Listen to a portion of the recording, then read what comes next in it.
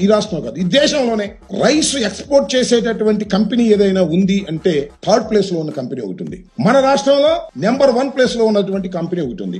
దాని పేరు పట్టాభి ఆగ్రో. ఎవరిదో తెలుసా? ఇది పయ్యావుల కేశవులు గారి వియ్యంకుడి ఫైనాన్స్ మినిస్టరు. ఆయన వియ్యంకుడు మొత్తంలో నెంబర్ 1 గా ఆంధ్ర రాష్ట్రం నుంచి బియ్యాన్ని ఎగుమతి చేసినటువంటి గొప్పవాడు. ఇంకోటి కూడా చెప్తున్నా, మొన్న మీరు స్టెల్లా అనే దానిలో పట్టుకున్నారు కదా, కలెక్టర్ గారు వెళ్ళి సీజ్ చేశాడు. స్టెల్లా అనేటువంటి వెజల్ పట్టుకున్నారు. ఇదే గొడవ.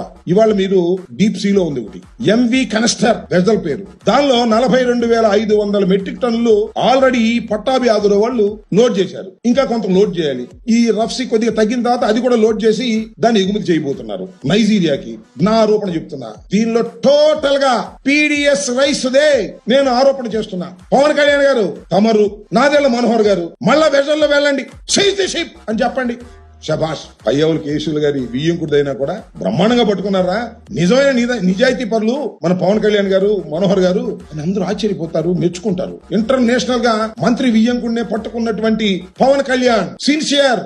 సినిమాల్లోనే కాదు ఆయన హీరో, ఇక్కడ కూడా హీరే అని అనుకుంటారు. అంతేగాని కలెక్టర్ సీజ్ చేసింది మళ్ళా వెళ్ళి పట్టుకుని సీజ్ ది షిప్ అని అంటాం కంటే అది జోక్. ఇది సీరియస్. దీని మీద మీరేమైనా చేయగలరా అంటే దాని మీద చేస్తారని నేను అనుకోను. చేస్తే మాత్రం నిజంగా I'm appreciating them very well అని కూడా మనం చేస్తున్నా.